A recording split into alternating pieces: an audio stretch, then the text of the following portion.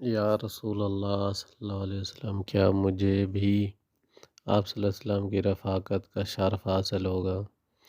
جس روز گرمی کی شدت چہروں کو جھلس رہی تھی، مکے کی زمین آگ اگل رہی تھی، گرمی کی آگ سے تپ رہی تھی، اور عین دوپہر کے وقت لوگوں کی کھالیں جل رہی تھی کہ حضور صلی اللہ علیہ وسلم جلدی سے حضرت ابو بکر رضی اللہ تعالیٰ عنہ کے پاس پہنچے۔ آپ صلی اللہ علیہ وسلم صبح یا شام کے وقت ہی تشریف لایا کرتے تھے، لیکن اس روز حضرت صلی اللہ علیہ وسلم خلاف معمول اس کھڑی دوپہر کے وقت تشریف لائے۔ جس روز آپ صلی اللہ علیہ وسلم کو مکہ سے ہجرت کرنے کی اجازت ملی، جب حضرت ابو بکر رضی اللہ تعالیٰ عنہ کی اپنے حبیب اور اپنی آنکھوں کی ٹھنڈک حضور صلی اللہ علیہ وسلم پر نظر پڑی تو یکدم اٹھ کھڑے ہوئے اور دل میں کہنے لگے، رسول اللہ صلی اللہ علیہ وسلم اس وقت ضرور کسی اہم واقعے کی بنا پر تشریف لائے ہیں۔ جب حضرت صلی اللہ علیہ وسلم تشریف لے آئے تو حضرت ابو بکر رضی اللہ عنہ آپ صلی اللہ علیہ وسلم کے لیے اپنی چارپائی سے اٹھے اور حضرت صلی اللہ علیہ وسلم تشریف فرما ہوئے۔ اس وقت حضرت ابو بکر رضی اللہ عنہ کے پاس صرف حضرت عائشہ رضی اللہ عنہ اور حضرت اسماء رضی اللہ عنہ بیٹھی تھی۔ حضور اکرم صلی اللہ علیہ وسلم نے فرمایا، ان کو ذرا یہاں سے ہٹا دو۔ ابو بکر صدیق رضی اللہ عنہ نے عرض کیا، یا رسول اللہ، یہ دونوں میری بیٹیاں ہی تو ہیں، میرے ماں باپ آپ صلی اللہ علیہ وسلم پر قربان۔ پھر حضور صلی اللہ علیہ وسلم نے فرمایا، اللہ تعالیٰ نے مجھے ہجرت کی اجازت دے دی ہے۔ یہ سن کر صدیق اکبر رضی اللہ عنہ دو زانو ہو کر بیٹھے، آپ کے دونوں رخسار پر آنسو بہہ رہے تھے۔ عرض کیا، یا رسول اللہ صلی اللہ علیہ وسلم، مجھے بھی آپ کی رفاقت کا شرف حاصل ہوگا۔ رسول اللہ صلی اللہ علیہ وسلم نے فرمایا، اے ابو بکر، ہاں، تجھے بھی میری رفاقت حاصل ہوگی۔ سیدہ عائشہ رضی اللہ عنہ فرماتی ہیں کہ خدا گواہ ہے کہ مجھے اس سے پہلے یہ بات معلوم نہیں تھی کہ کوئی شخص خوشی کے مارے بھی روتا ہے۔ میں نے اس دن ابو بکر رضی اللہ تعالی عنہ کو خوشی کے مارے روتے ہوئے دیکھا۔ حضرت ابو بکر صدیق رضی اللہ عنہ اپنا سارا مال جو 5000 درہم تھے لیا اور حضور اکرم صلی اللہ علیہ وسلم کی ہمراہ ہجرت کے لیے چل پڑے۔ ابو قحافہ آئے، وہ بہت بوڑھے تھے، ان کی بنائی بھی جاتی رہی تھی۔ بلند آواز میں کہنے لگے، خدا کی قسم، میرا خیال یہ ہے کہ اس نے اپنے مال کی وجہ سے تمہیں تکلیف پہنچائی ہے۔ حضرت اسماء بنت ابی بکر رضی اللہ تعالی عنہ نے ان سے کہا، ابا جان، ایسی بات نہیں ہے، انہوں نے ہمارے لیے خیر کثیر چھوڑی ہے۔ چنانچہ حضرت اسماء رضی اللہ تعالی عنہ نے گھر کے اس طاقچہ میں جہاں حضرت صدیق اکبر رضی اللہ عنہ اپنا مال رکھتے تھے کچھ پتھر لے کر رکھ دیے اور اس پر کپڑا ڈال دیا، پھر ان کا ہاتھ پکڑ کر کہا، ابا جان دیکھو، اس مال پر اپنا ہاتھ رکھیے۔ جب انہوں نے اپنا ہاتھ رکھا تو انہیں وہاں کچھ رکھا ہوا محسوس ہوا، پھر خوش ہو کر کہنے لگے، کوئی حرج نہیں، جب وہ تمہارے لیے اتنا مال چھوڑ گیا ہے، اس نے اچھا کام کیا، اس سے تمہارا کام بن جائے گا۔ حضرت اسماء رضی اللہ تعالی عنہ کہتی ہیں کہ خدا کی قسم، حضرت ابو بکر رضی اللہ تعالی عنہ نے ہمارے لیے کوئی چیز نہیں چھوڑی، میں نے صرف یہ چاہا کہ اس طریقے سے ان بزرگوں کو خاموش کرا دوں۔ قصہ اہل روم مغلوب ہو گئے، جنگ چھڑ گئی، گرد و غبار اٹھا، دہکتے سورج کی روشنی میں تلواریں چمکیں اور لاشیں گرنے لگیں۔ مکہ میں یہ آواز اٹھی کہ اہل فارس رومیوں پر غالب آ گئے اور وہ جنگ جیت گئے۔ مشرکین کو اس پر خوشی ہوئی کیونکہ مشرکین اور اہل فارس دونوں اہل کتاب میں سے نہیں تھے۔ مسلمان یہ چاہتے تھے کہ رومی ان پر غالب آ جائیں، اس لیے کہ مسلمان اور رومی اہل کتاب میں سے تھے۔ جب یہ آیت مبارک نازل ہوئی، ترجمہ: روم والے مغلوب ہو گئے قریب کی زمین میں، اور وہ مغلوب ہونے کے بعد چند ہی سالوں میں پھر غالب ہوں گے۔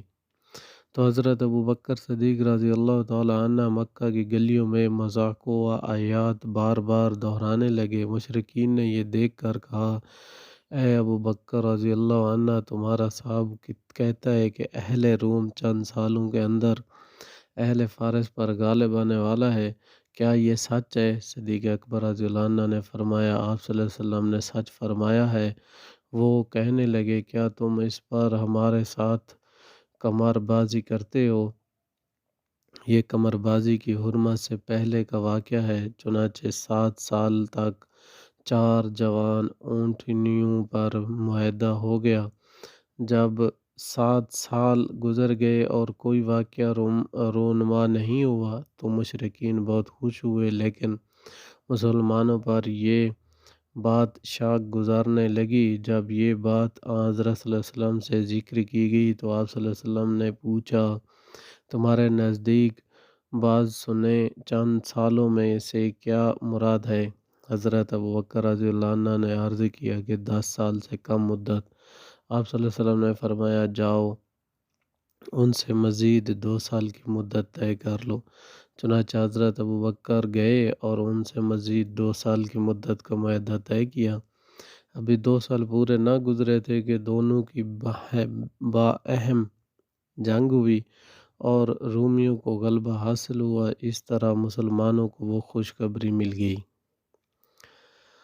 واقعہ حضرت ابوبکر رضی اللہ تعالی عنہ کی ایک رات عمر رضی اللہ تعالی عنہ کے سارے خاندان سے بہتر ہے۔ صبح سویرے کچھ لوگ بیٹھے ادھر ادھر کی باتیں کر رہے تھے۔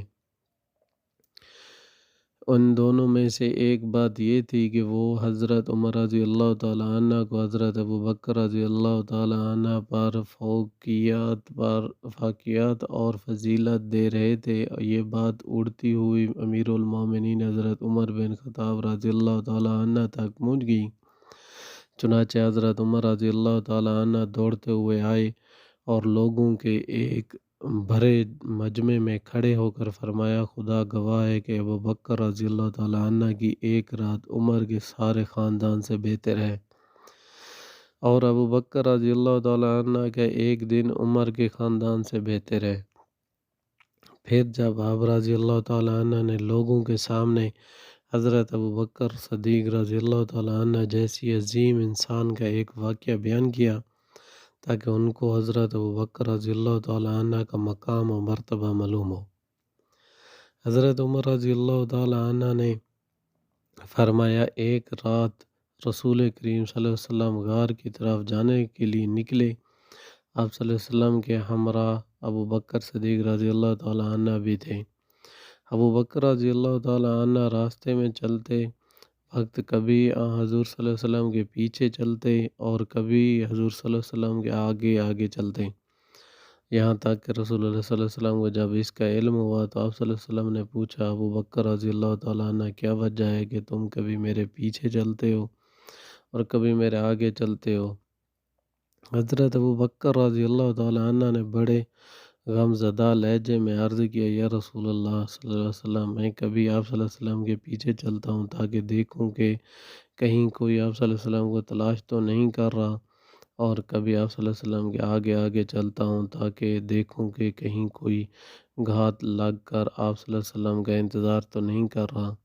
اسی پر حضرت صلی اللہ علیہ وسلم نے فرمایا، اے ابوبکر رضی اللہ تعالیٰ عنہ، اگر کوئی چیز ہوتی، خطرہ درپیش ہوتا تو میں پسند کرتا کہ تم ہی میرے آگے ہوتے۔ ابوبکر رضی اللہ تعالیٰ عنہ نے شوق سے عرض کیا، جی ہاں، اس ذات کی قسم جس نے آپ صلی اللہ علیہ وسلم کو حق کے ساتھ بھیجا ہے۔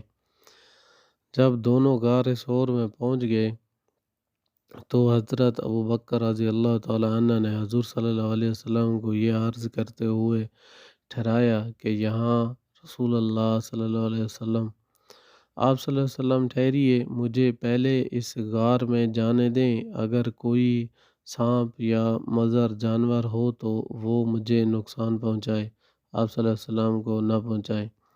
ابو بکر رضی اللہ تعالی عنہ غار کے اندر گئے اور اپنے ہاتھوں سے سوراخوں کو ٹھولنے لگے اور ہر سوراخ کو کپڑے سے بند کیا۔